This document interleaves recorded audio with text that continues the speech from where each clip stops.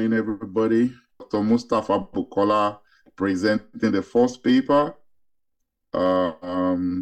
titled Uranium Mining and Environmental Impact. Dr. MUSTAPHA, over to you. Good afternoon, good evening. My name is MUSTAPHA Adedamola, not MUSTAPHA Bukola, and I'll be speaking on uranium mining and its environmental impact. So it's a review paper, and we'll discuss it under these subheadings: introduction, classification of uranium ore bodies, mode of occurrence, and distribution of uranium deposits, the mining and the mining methods, and the consequences, and lastly, release of radioactive materials. As the world is shifting towards clean, reliable materials, our source of energy, the demand for uranium has continued to increase. So the shift from the conventional hydrocarbon or carbon-based energy to clean, alternative, and reliable sources has increased the demand for uranium for energy as an energy mineral. So all this demand has increased the production of uranium in so many parts of the world. Canada, Kazakhstan, Australia, Niger, Namibia, everywhere in which they have uranium deposits, not just deposits, but uranium reserve. So as I go, I'll try and make kind of distinction between resource and reserve. So in nature, naturally, there are two valences or two types of uranium as an ion that you find in nature. You have the tetravalent uranium, which is uranium 4+, and the hexavalent uranium, which is the uranium 6+.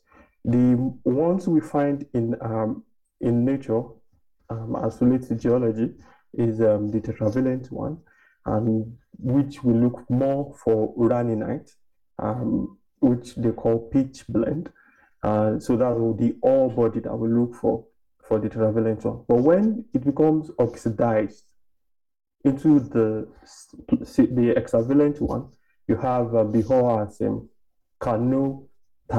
as a carnotite. Now, the image to the right-hand side, the yellowish part, or the greenish yellow, that's the color of carnotite. Pitch blende is black. The uraninite is just black. You have black. And I think the mode of all of these things were discussed yesterday. I talked about demand as the demand for uranium because it's being driven by the demand for alternative and clean source of energy. But this demand and supply is not the only one affecting the production of uranium in mines. We have things like the geopolitics, like you have in Niger now, the whole francophone African countries in the West Africa. They are in the face of coups, and they had last coup in Niger reduced the production of uranium in Niger. Apart from that, we have the national policy. In this graph here, towards the left-hand side, we see the world reserve of uranium, and we can see here that Australia has the most reserve of uranium. But in production, as 2021, the right pie chart shows that Kazakhstan is the one producing more uranium. Why? The national policy in Kazakhstan, the national and the policy in Australia, and I think the Aussies are trying to see if they could invest more, or if they should go more into Australia, into mining uranium in their country. Based on classification, we have 15 types. I started from minerals, now I'm talking about the environment or in the style of deposition of uranium, because all these things end up to help us in the type of in the type of mining method, or the type of mining method we use in extracting the uranium body. So according to the International Atomic Energy Association, IAEA, we have 15 types all around the world. The total number of deposits as at 2016 was 1,807 deposits all around the world. We'll see the map later, but we have the intrusive type, we have the granite-related type, we have the polymetallic iron oxide and brazier complex, we have the volcanic-related, we have the metasomatites, we have the metamorphites, we have the Proterozoic unconformity. Most of the deposits we have in Canada, belong to the Proterozoic unconformity. You have the collapsed brazier pipes, you have the sandstone type. The sandstone type, the Niger deposit is an example of the sandstone type. The Leucot pebble conglomerate, we have the superficial deposit, the lignite coal deposit, the carbonate deposit, the phosphate deposit, sometimes referred to as the phosphorite deposit, in which you have we have minerals like autunite coming in, which are calcium phosphate uranium deposits, and we have the black shield uranium deposit. This explains the environment of formation. You have some of them in igneous rock, and they are formed by igneous processes, and like partial melting resulting in intrusives that they intrude into subhost rock. We have the sedimentary processes, including the sandstone tabular formation, which produce the DJ light deposit. We have the metamorphic ones, producing a wide range from through metasomatic processes to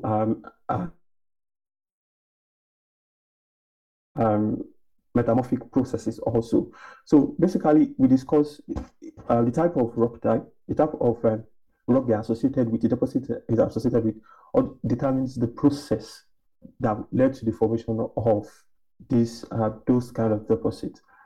So in the Saskatchewan region, we have the Proterozoic unconformity as the major agent of deposition, in which you have the old rock, which is the Achaean rock, with a basement rock, as seen as green in this picture, is underlying the intracontinental basin, which, for example, in Canada they have the Athabasca basin, which is the main host of the uranium deposits in the Saskatchewan region or province of Canada.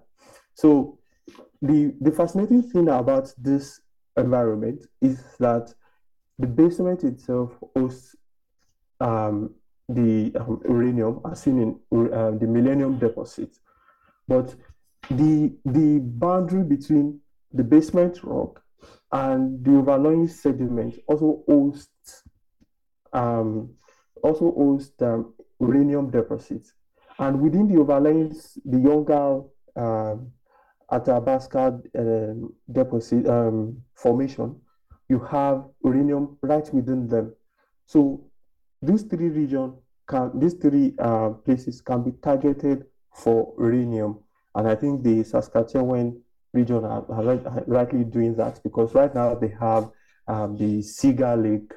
They have the Cigar Lake mine, which is the largest mine in the whole world, and they have the Makoto River mine, uranium mine, which is also very big, second to the Cigar Lake in the region. So this So this is how uranium deposits are in the basin. So in Nigeria, we don't have uranium reserve, but we have the deposit. We have the resource, but we don't have the reserve. In some parts of the world, like Canada, for instance, you have concentration very high as 0.3 of uranium in in their formation, in whatever they have been found. Maybe it's being tied, maybe it's within the sandstone, maybe it's within the basin, maybe it's within the basement. But in Nigeria, you can see from this table by Olade in 2019 that the concentration of uranium in our formation is very low.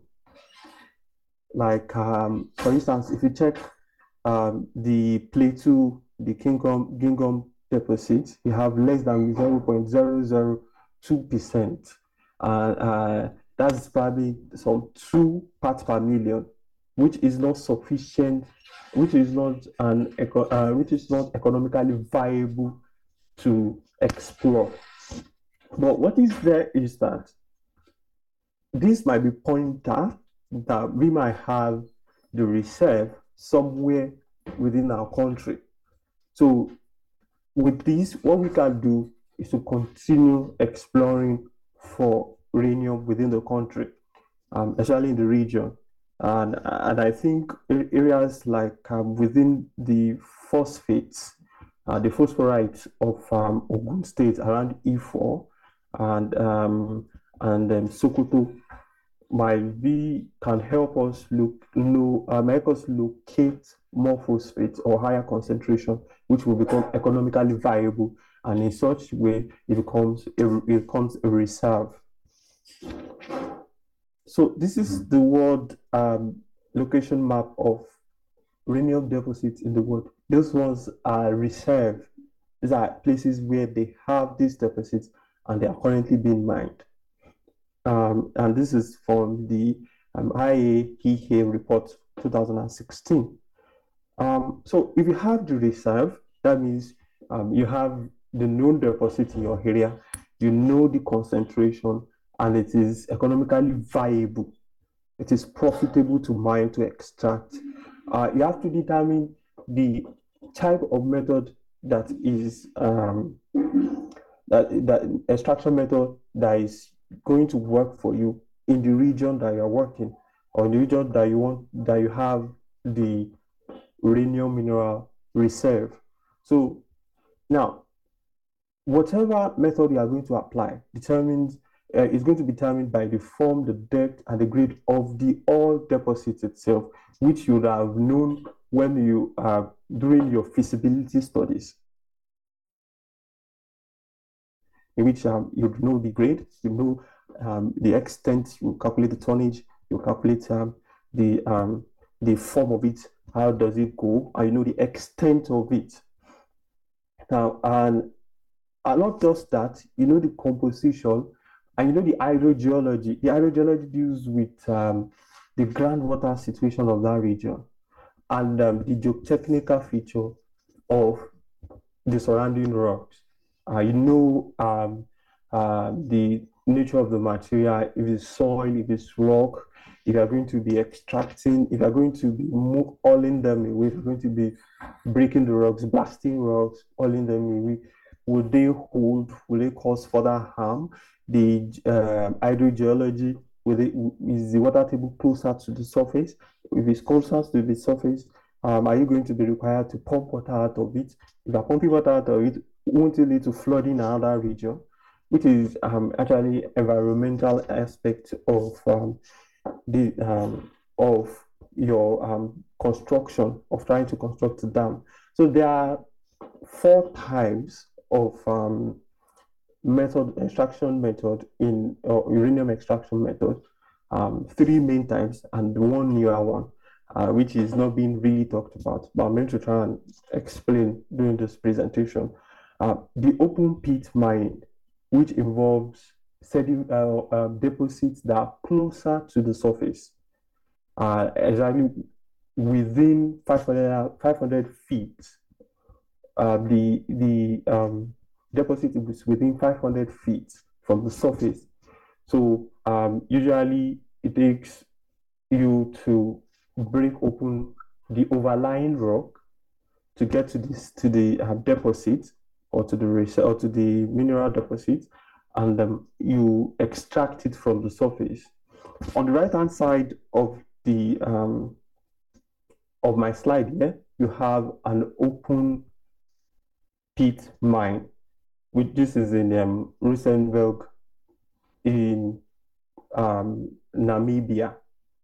So you see that they continually moved material from there to get access to the whole body, which is the body hosting the mineral, and to be able to extract it out. So the deeper they go, the bigger the mine is, and the more the material that is extracted from the mine. So what's the advantage of this? Number one, ventilation. As when I think about underground mining method, which I will not discuss yet, you have ventilation. Here comes directly from the top into the mine, and anything is being moved away. Even any form of dust is being moved away from the mine site.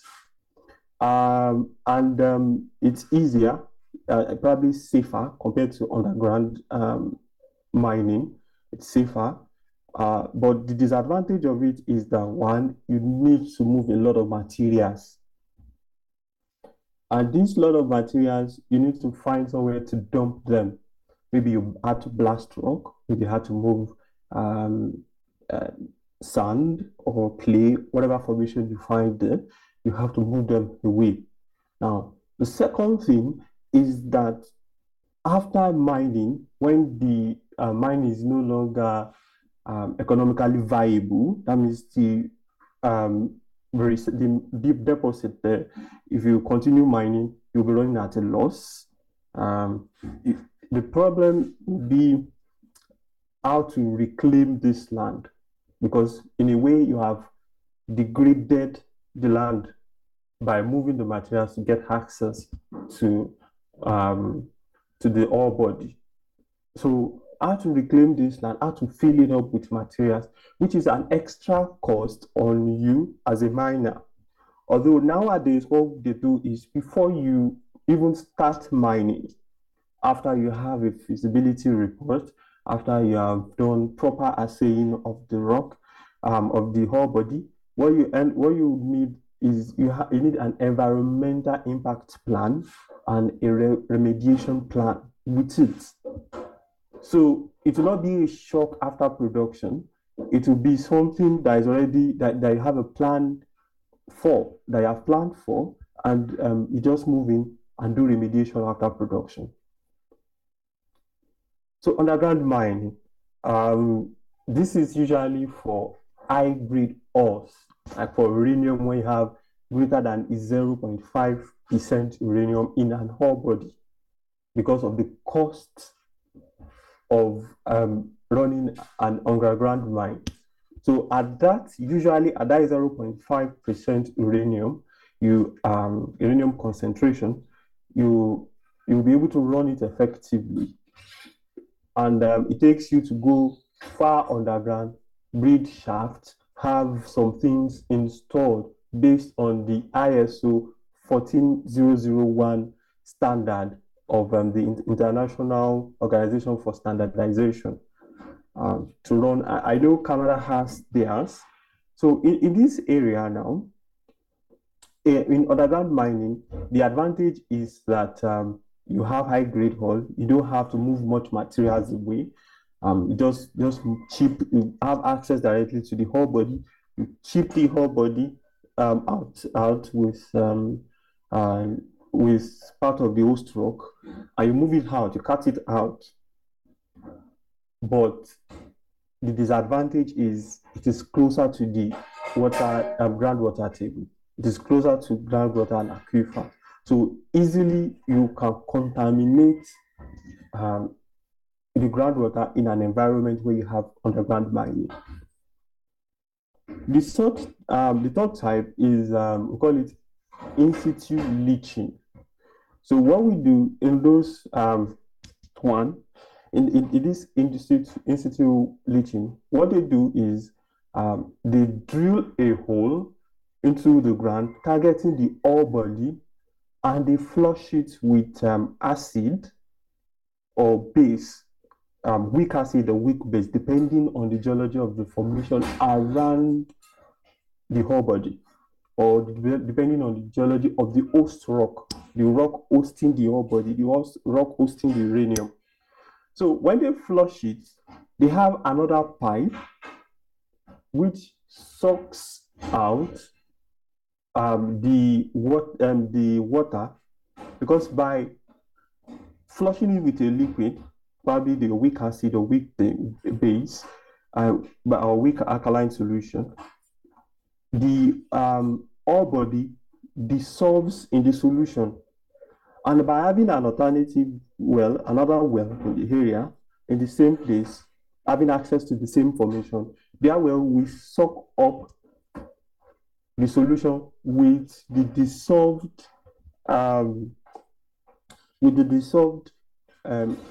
uranium deposit within the solution. Now, this is very good because you don't degrade the environment. You just puncture the ground and you extract the solution with the uranium deposit. But it has its own problems, because by doing this, you are closer to the water table. You are probably walking very close to the groundwater table. And by doing that, you can pollute. So, for instance, in this schema, in this schematic, you see a production monitor well. This well, where they drilled it, which is borehole, is a borehole. They drilled it so that they would continually test for uranium concentration, for radium concentration, for radium concentration, for thorium concentration within the water, to monitor their activity so that it will not pollute water in that environment. The last one, which is rather new, is in this well, they use it for all bodies like uranium ore. The heap leaching approach, what is being done in that place, in this kind of extraction method, is after extracting the ore body, it is being heaped together, it's being stacked. Then certain acid is poured on it. But before it's being stacked, they have a liner system, usually a non-permeable material to put under the ore body. Then they pour weak acid through a sprinkler system on the heaped ore bodies. And the leaching, the acid will continue, might be base also, depending on the kind of ore you deal with. But in uranium, for uranium, it's acid. So they leach the uranium out of the ore body, because ore bodies contain more than the ore you want. You have some unwanted minerals, which we call gangue minerals. They are usually associated with the mineral you want. So when you have those ones within the ore body, if you want to get out the ore you want, you use the weak acid to leach it, and the weak acid will leach out the uranium, and it will be collected in this concentrated pan, where it will be extracted out of the weak acid, and the acid will be stripped and returned back to leach the remaining. So there is a cycle in which the acid solution goes through, and at the end you have the yellow dried cake of uranium. So this one is also effective, especially in beneficiation, which is the process of extracting the ore, uranium, from the ore body, whatever it is that the ore body is. It might be your pitch blende, it might be your cathocytes, I mean, it might be auxinite, it might be hexenite, whatever the ore body is. So these are the producers of ore. These are the mines around the world and the extent in which they produce. We can see that the Cigar Lake in Canada, in the Saskatchewan region, is the highest producer in all of the world. But we know that Kazakhstan is the highest producer as a country of uranium in the world. But the largest producer is Cigar Lake, and the type is an underground mine, and this is the total tonnage in the year in 2022. And there are so many other. You can check through the table later. So what are the environmental consequences of uranium mining? There are standards. We should start from that. There are standards, and the standards are, when applied correctly, they are to reduce. In health and safety, you have to protect, probably by removing, but we want to extract this mineral, want to extract uranium.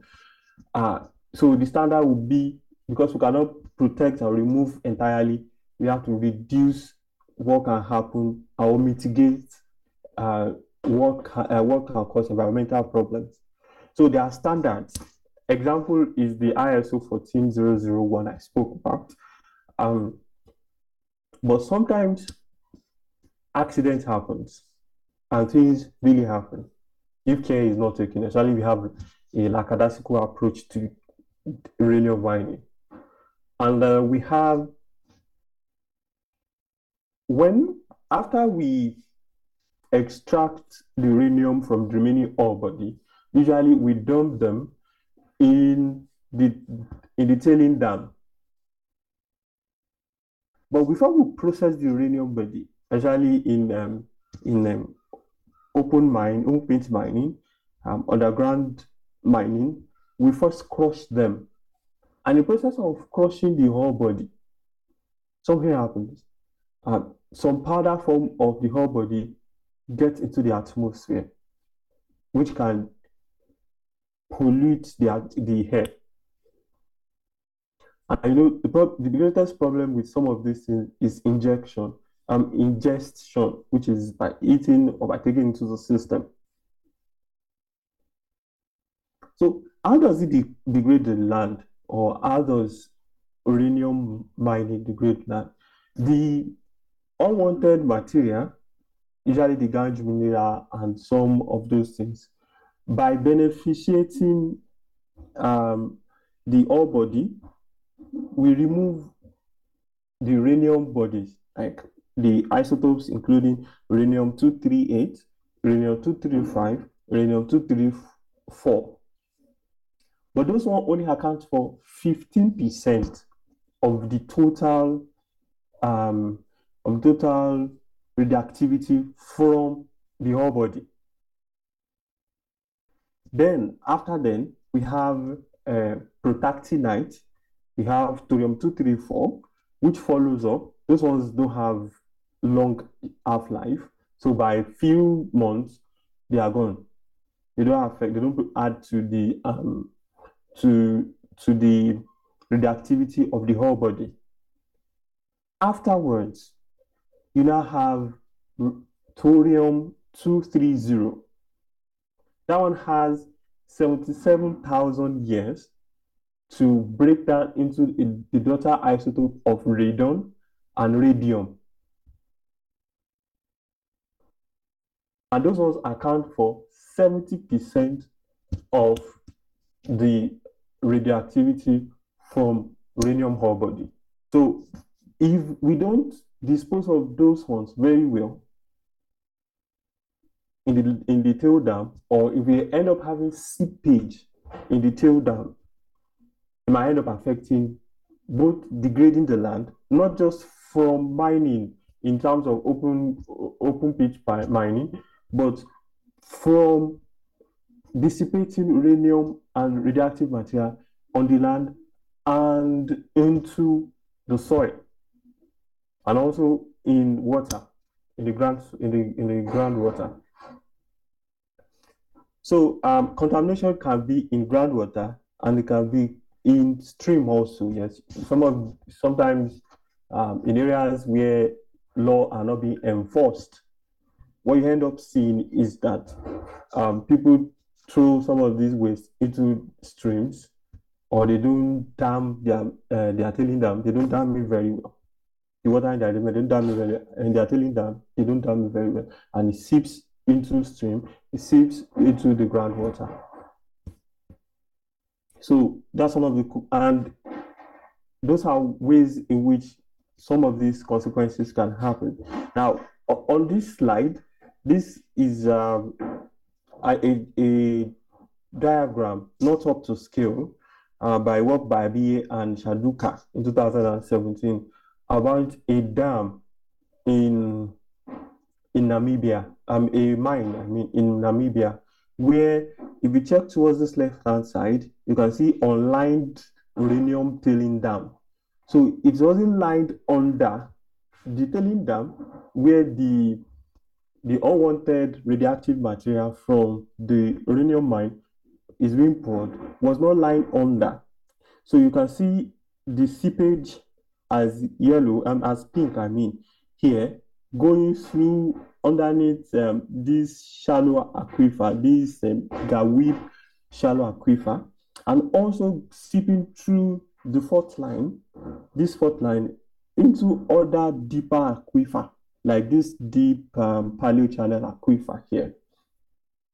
And at the end of this paper, one of the few things they said is that this uranium, very soon, Namibia is very close to the ocean, to the Atlantic Ocean, that would go into the Atlantic Ocean because of they have flash flood in Namibia. So these are one of the issues. These are how uranium mines, when they are not being supervised, when they are not being made very well, these are one of the issues they can face. And it's going to affect everyone living around the mine, every miner within the mine itself. So by releasing these radioactive materials, it has health implication on us. This goes beyond the Dr. Afolabi's speech on ergonomics, where ergonomics is adapting machine to us and not us to the machine, workplace laws and natural laws. But here we have epidemiological and epidemiological problem as relates to diseases. Here it stated that kidney is a major target of uranium exposure. And also, uranium is being linked to some form of cancer due to the radiations. So with this, like I've explained the other time, one of the daughter cells of uranium as a product is radon. Uranium thorium. Thorium-230 gives radon. Radon itself is very, very radioactive. Every investigation that tries to work on radionuclide ends up calculating radon dosage rate. You can pick up any paper that is trying to do radionuclide, maybe using spectrometer or using handheld spectrometer or through lab. They end up calculating radon dosage rate. Why? Because especially in mine areas, we have high radon rates. It is by standard, because they have radon standard. When you have high radon rate, it has health implication. And these are the implications. The kidney is the primary target for internal exposure to uranium. Chronic renal exposure has always been linked to neuropathy, developmental impairment, lower IQ, skin problems, hypertension, cancers of the skin, lung, and bladder. That's according to Hoover et al. 2016. With this, have been able to show the methods. I started with the minerals. I went to the host body, which determines the mining method. From the mining method, I've gone to the consequence on the environment, on our health, and how we can end up there.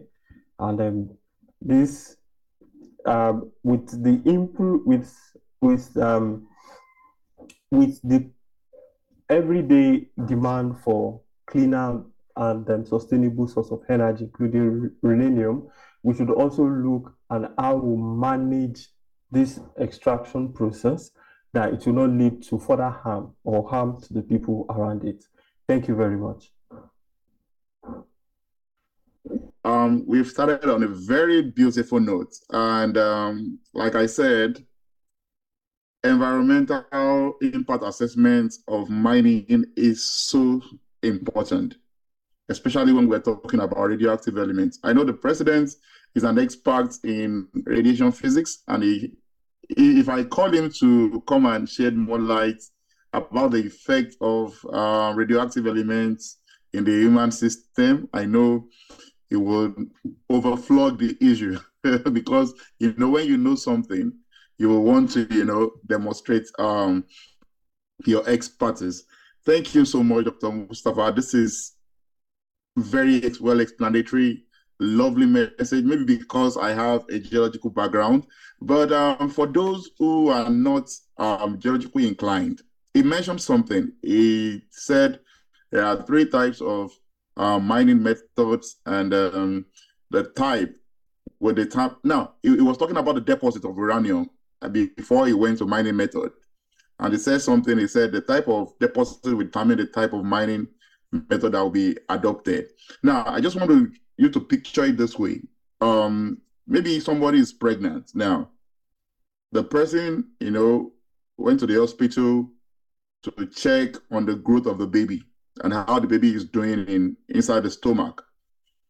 And the doctor, carried out scans to see the baby. And at the end of the day, they discover that, this baby is head down, breached baby, not in the normal way. So, or is bottom down, breached, yes. So the kind of delivery that will be given to such a woman will be different from the kind of baby that is putting head down, because the thing is, they want to ensure that the woman safely delivers and the baby is also sound and safe after delivery. So relating it to what they said, the type of deposit, it showed 50 classification, but in real sex of faith, we have 3 types of deposit, which is igneous-based, sedimentary-based, and metamorphic-based. So the type of deposit will determine the kind of mining method they are going to adopt.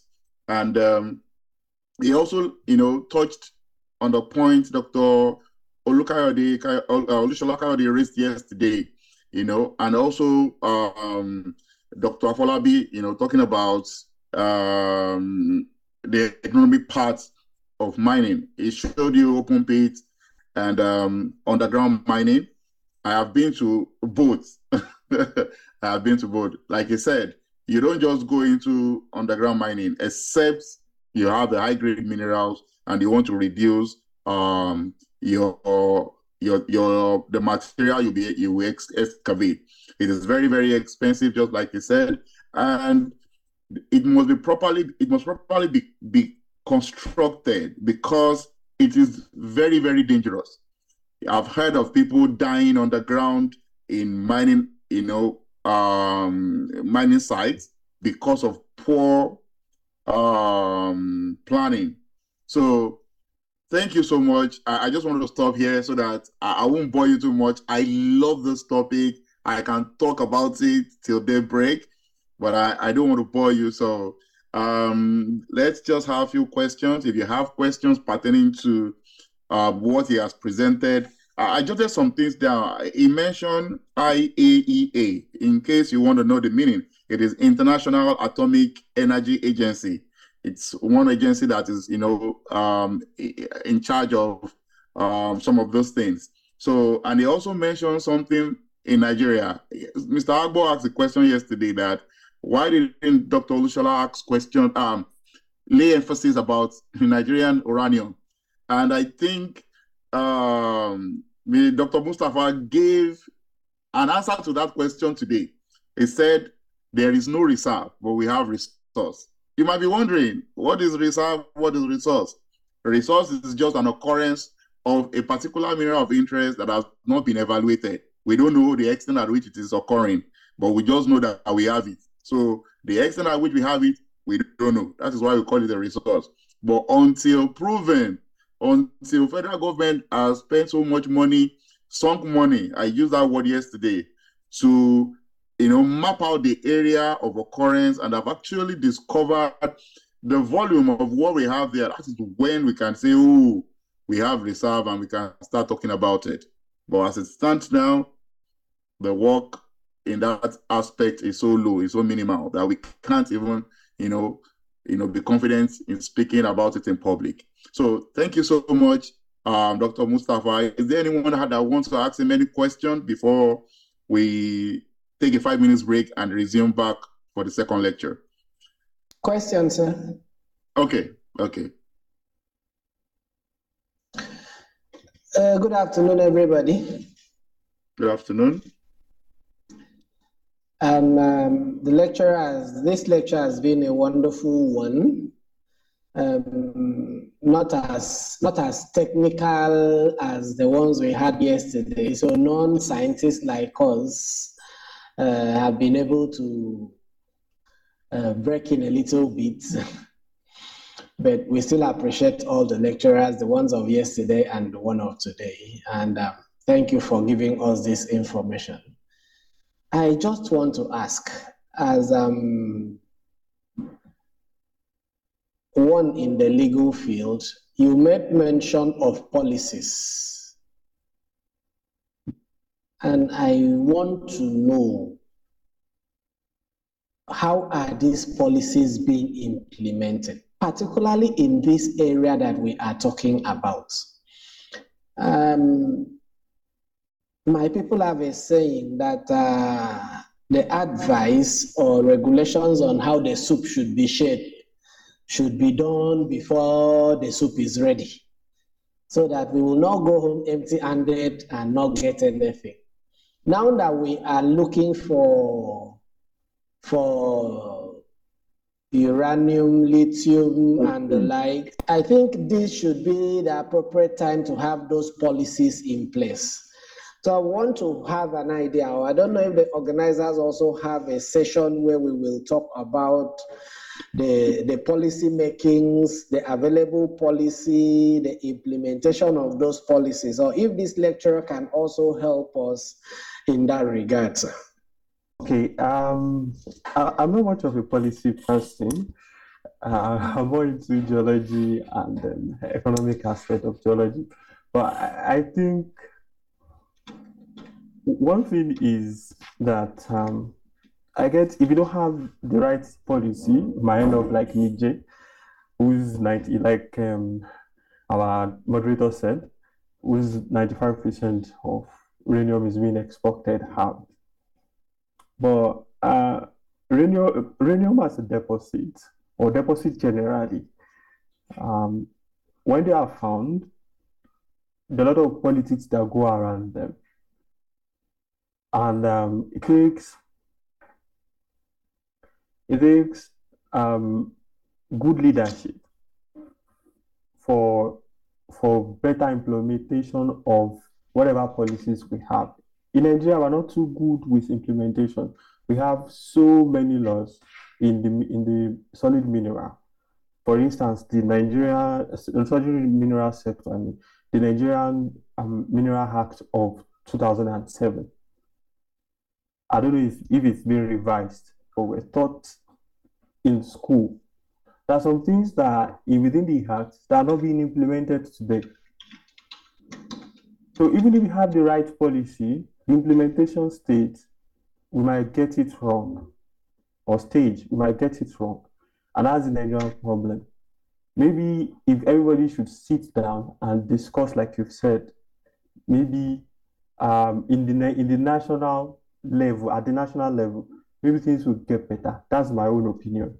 But I know implementation state is the problem, and has always been the problem in Nigeria.